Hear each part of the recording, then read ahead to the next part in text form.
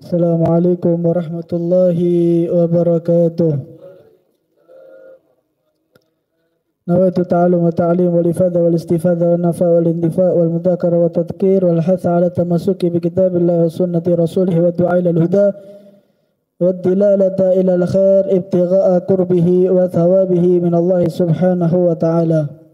Qala sayyidina al-imam al-habib Zain bin Ibrahim bin Subayd fi kitabih Fawaid al-Mukhtara ila qawlih Al-Habib Abdullah Al-Haddad yaqul mimma yurithu su'al khatimah tarkus salah. Di sini beliau Al-Habib Zain memulai dengan perkataan daripada Al-Habib Alwi bin Syahab yang dikatakan oleh Al-Habib Abdullah Al-Haddad. Jadi Habib Abdullah Al-Haddad ini mendengar daripada Habib Alwi bin Syahab. Beliau mengatakan mimma yurithu su'al khatimah tarkus salah. Naudzubillahi min dzalik. Beliau mengatakan daripada orang yang mewarisi daripada su'ul khatimah, orang mewarisi daripada su'ul khatimah, siapa? Tarkus salah. Orang yang meninggalkan daripada salat adalah orang yang mewarisi daripada su'ul khatimah. Naudzubillahi min dzalik. Ini ancaman bagi kita. Jadi orang meninggalkan sholat itu bukan hanya diberi kesengsaraan oleh Allah Subhanahu wa taala di dunia, tapi sampai nanti di akhirat kelak mereka akan lebih merasakan daripada kesengsaraan, daripada azabnya Allah Subhanahu wa taala. Naudzubillahi min dzalik. Kemudian dikatakan lagi oleh Habib Zain, katsirun minan nas yatrukuna shalah indal marid khususan alladhi fil mustasfa. Kebanyakan orang meninggalkan daripada salat itu ketika sakit. Khususan alladhi fil mustasfa, terlebih-lebih orang-orang yang ada di rumah sakit. Orang sakit masuk rumah sakit ini biasanya meninggalkan daripada salat. Farubbama yamutu ahaduhum ala tilkal halah fayamutu ala su'al khatimah. Dipermisalkan seandainya dia meninggal dunia di keadaan tersebut, keadaan sakit, berada di rumah sakit, tidak sholat, fayamutu, kemudian dia meninggal ala su'al khatimah, maka orang tersebut meninggal dari keadaan su'ul khatimah. A'udzubillahi min dzalik. Wa may yaqul marid, dan ketika misalkan ada orang yang mengatakan la tusallu innallaha la yukallifuka biha fa huwa syaitan.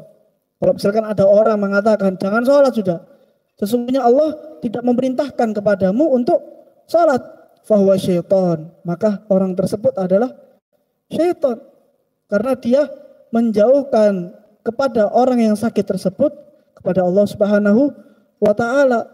Seharusnya orang yang sakit dia lebih memperhatikan daripada salatnya. Karena apa? Karena ketika orang itu sakit maka dia lebih mendekati daripada kematian.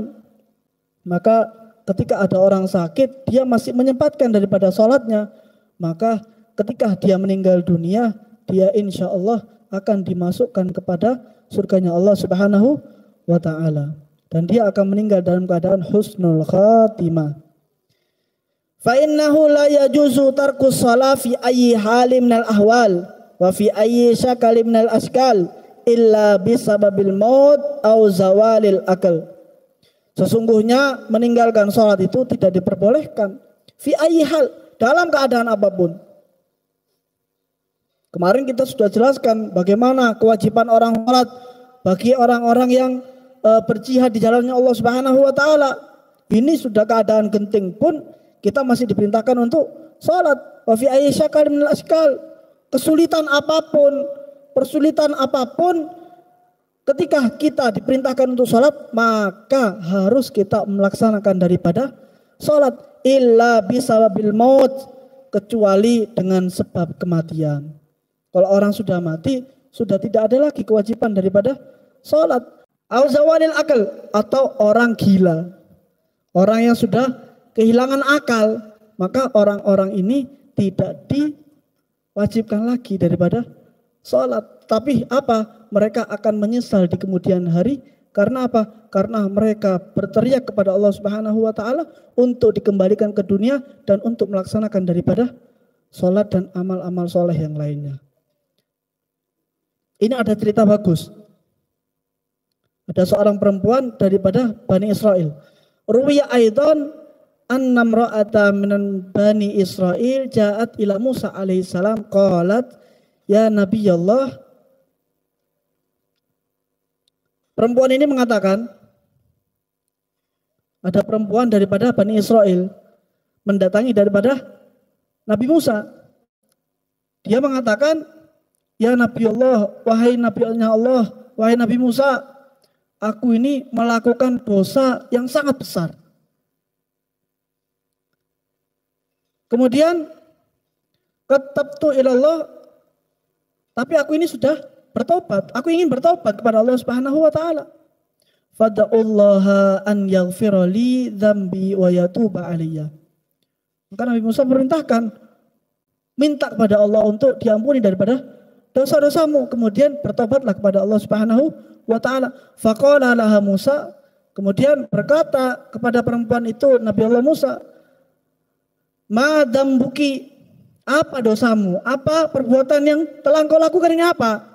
Qalat ya Nabi Allah zanaitu wa waladtu waladan wa qataltu. Wahai Nabi Musa, aku ini berzina dan aku melahirkan daripada seorang anak, kemudian aku membunuh anak tersebut. Allah. Dia ini sudah berzina, melahirkan anak, kemudian anaknya dibunuh. Qala marah Nabi Musa. Faqala Musa alaihissalam ukhruji ya fajirah. Nabi Musa mengatakan, keluar kamu wahai seorang pendosa yang besar. La'alla tanzilan nar minas sama fatuhrikuna bisumika. Kemudian Nabi Allah Musa mengatakan, karena kamu ini akan menurunkan azabnya Allah Subhanahu wa taala. Bumi ini akan diturunkan daripada apinya Allah Subhanahu wa taala karena perbuatan jelekmu. Fa kharajat min indihi munkasirah qalbi. Kemudian orang perempuan ini keluar dalam keadaan apa? Dalam keadaan hatinya ini hancur sudah. Kenapa kok hancur? Yang penolakan ini siapa? Nabi Allah Musa. Ini seorang kalimullah, seorang kekasihnya Allah Subhanahu wa taala, orang yang selalu berbicara kepada Allah Subhanahu wa taala. Mengeluarkan daripada seorang perempuan ini karena kesal sudah. Dan Nabi Allah Musa mengatakan ini sudah dosa yang sangat luar biasa. Maka dia keluar dengan hati yang sangat hancur sudah. Fanazala Jibril alaihissalam wa qala ya Musa Rabbu ta'ala yaqulu laka lima radatta taibata ya Musa. Kemudian ketika Nabi Allah Musa itu mengusir daripada seorang perempuan itu, turun malaikat Jibril mengatakan, wahai Nabi Musa, Tuhanmu mengatakan kepadamu, kenapa engkau menolak daripada orang yang bertobat ini? Kemudian Nabi Musa mengatakan, ma wajadta syarrun minha, apakah engkau menemukan daripada dosa yang lebih besar daripada ini? Kata Nabi Musa, qala Musa ya Jibril waman syarrun minha. Malaikat Jibril mengatakan ada dosa yang lebih besar daripada ini. Kemudian Nabi Musa mengatakan, apa dosa yang lebih besar daripada ini? Ini sudah dosa luar biasa. Berzina, melahirkan, kemudian anaknya dibunuh. Apa dosa yang lebih besar daripada ini? Qala man yatrukus shalah amida muta'ammidan. Kata malaikat Jibril apa? Orang yang meninggalkan daripada sholat itu lebih hina, lebih berdosa daripada orang-orang yang berzina kemudian anaknya dibunuh. Orang yang meninggalkan sholat lebih besar daripada itu semua. Maka mudah-mudahan kita minta kepada Allah Subhanahu wa taala agar kita dijadikan orang-orang yang meninggal dalam keadaan husnul khatimah. selalu mengerjakan daripada perintahnya Allah Subhanahu wa taala, selalu ingat dengan apa yang diperintahkan oleh Allah Subhanahu wa taala, selalu rutin mengerjakan daripada salat 5 waktu, mengerjakan daripada amal-amal soleh. Amin amin Allahumma amin, amin amin Allahumma amin. Mungkin ini saja yang dapat Al-Fakir sampaikan, kurang lebihnya mohon maaf. Hadza minni wal afu minkum. Assalamualaikum warahmatullahi wabarakatuh.